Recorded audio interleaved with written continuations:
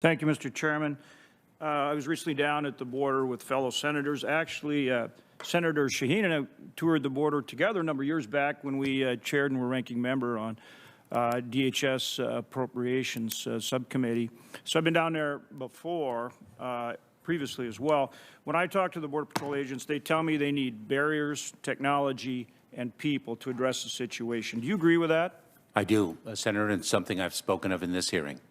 So then what about continuing completion of the wall, particularly where it's already been contracted for construction? That's something they said they want and need to control the border. Well, Senator, not all physical barriers are the same, and one of the things that we've learned in our multi-year study of the border is the fact that the challenges at the border are quite dynamic, not only because of variables in topography, but variables month to month and sometimes year to year with respect to the movement of people and the methodologies they employ. Would you agree with me when you talk to your Border Patrol agents, they tell you they need barriers, physical barriers, technology, and people? They right now have a situation where there were almost 180,000 migrants coming across the border illegally just in the month of April. That'd be almost 2 million annualized, almost 18,000 unaccompanied minors. They're saying they don't have time to do their job securing the border because they need the three things I just mentioned: barriers, technology, and people. Do you agree with the professionals down there that say they need those things, or disagree with them, and are you getting them those things? Senator, if I can just complete the thought that I was about to complete, if I may, that I remember when I was the Deputy Secretary and we were analyzing the utility and effectiveness of fixed towers, and then we said, you know what, we can actually move more effectively from fixed towers to mobile towers because of the dynamism of which I spoke a minute ago. And I have spoken with the Border Patrol. I've been down to the border multiple times, and on each visit spoken with the men and women who secure our border, and one will discern different approaches and different opinions with respect to the challenges of the border. And it is ultimately my responsibility to pursue those instruments and tools that I consider most effective in the service of American people. I appreciate that, Mr. Secretary. I only have 5 minutes for questions, so I'm trying to get my questions in. So towers are technology. I asked you about a barrier. And the Border Patrol says they need all three. And so, yes, whether you have mobile or fixed tower, that's technology. I'm asking you barriers, technology, and people. And on the people question, if you don't change the protocols, the third safe country and the Remain in Mexico, how are you going? Your people down there are overwhelmed. They're overwhelmed, these professionals. How are they going to be able to do their job so that they can handle what's going on the southern border? I live on the northern border. People from the northern border are at about half the normal staffing level because they're going down to help on the southern border. What are you doing to get on top of the flow so that we can not only manage our southern border, but I'm also asking for your help on the northern border to get our people back and get staffed at the level on the northern border? Senator, we are vigilant in securing all of the borders and all of the avenues. We have a three-part plan, or I should say 3 pillars to our plan. One is to address the root causes and to deter individuals from seeking the dangerous and perilous journey by addressing the reasons why they feel forced to flee the countries in which they live and in which they want to raise their children. We are also building legal pathways so that there are avenues of relief under the laws that the United States Congress has passed, and they don't feel compelled by dint of the tragic circumstances in their countries of origin to take the perilous journey. And lastly is our dedication and commitment and our prioritization of achieving immigration reform, because we are all in agreement, regardless of party, that the current immigration system is fundamentally broken. But your metric, based on what you're doing right now, is that in April, almost 180,000 migrants crossed illegally, and it doesn't seem to be slowing down. It seems to be increasing. So, again, back to doing what the professionals are asking for.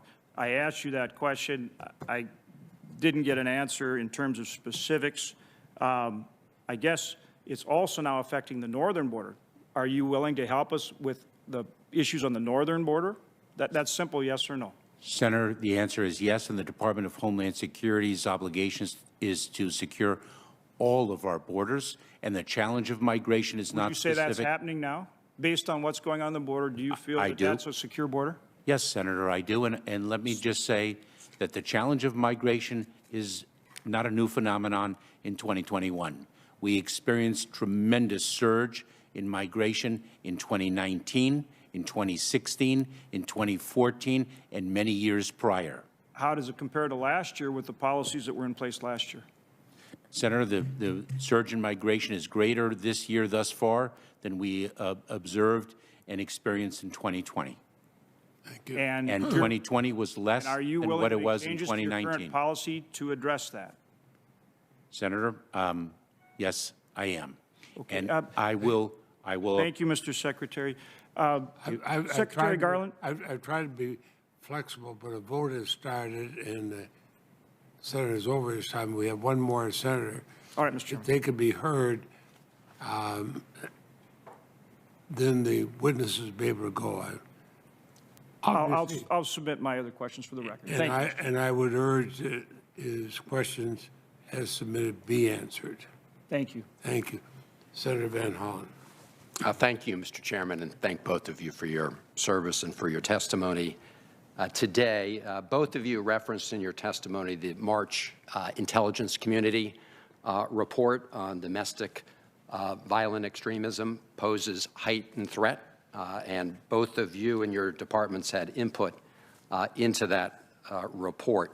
The very first finding in the executive summary of that report includes the following statement: newer socio-political developments, such as narratives of fraud in the recent general election and the emboldening impact of the violent breach of the U.S. Capitol, will almost certainly spur some domestic violent extremists to try to engage in violence this year.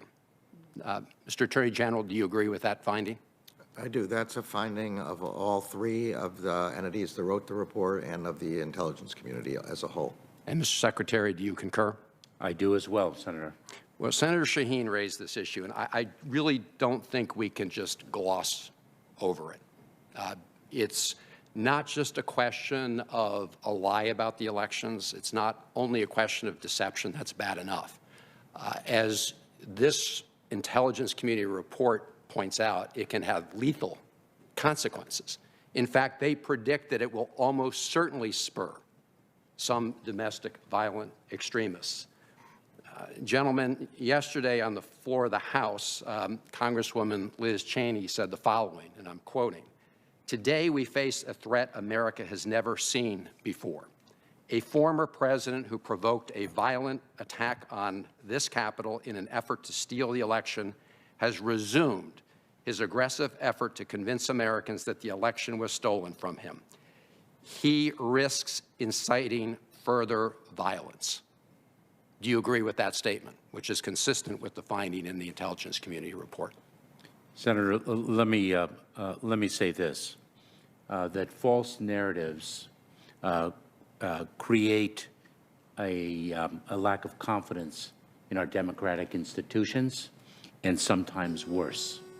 And those false narratives can lead people who are predisposed to violence to commit acts of violence against our institutions, and tragically, we saw that on January 6th. Well, thank you. Mr. Attorney General, you're doing the investigations into what happened here at the Capitol on January 6th. And is it a fact that many of the people that you've talked to and are pursuing have said they were inspired to commit the violence because of President Trump's claims that the election was stolen? Isn't that a fact? Because this is an ongoing investigation, the department's longstanding principle is to not talk about what we've learned in the investigation other than through the filings that we make in the court. We have, in each of the cases of arrests and also search warrants, reproduced some elements of what people have told us. And I think that's the place to look, but I don't think it's an appropriate thing for me as supervising those prosecutions to make any comments outside of the court record. Well, much of this is in the public domain. Not asking you for the internal findings of your investigation at this point in time. I understood the response to Senator Shaheen's question, and certainly this Intelligence Committee report indicates that those kind of false narratives have dangerous consequences. Is that not true? Most certainly, and it's something that we're very focused on addressing. False narratives, as I mentioned, create strands of dialogue that we see propagated on social media, and then we see those strands picked up on, and we are detecting connectivity between those strands and an intention to commit violent acts, and that is what we are focused on.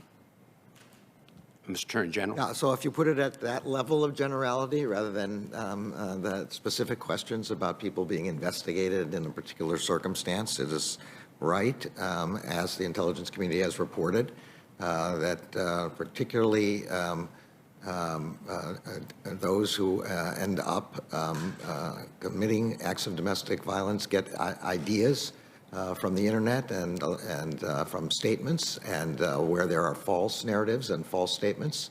Those are the kind of things that can, depending upon the person in the end who acts out, lead to violence. Well, look, I disagree with Congresswoman Liz Cheney on a lot of things, but I think everybody needs to stand with her regardless of political party when she stands up to talk about the truth. And what she is saying in her floor remarks squares fully with the finding from this intelligence community report that both your departments participated in. And the report it's not ambiguous here. It says these kind of false narratives will almost certainly spur domestic violence extremists to try to engage in violence this year. So, Mr. Chairman, I would just encourage all of our colleagues to recognize that words matter. I mean, people have a First Amendment right, and they can say what they want, but they should also recognize the very dangerous consequences of the false narratives that continue to be peddled around this place and coming from the former president. Thank you. Thank you. And I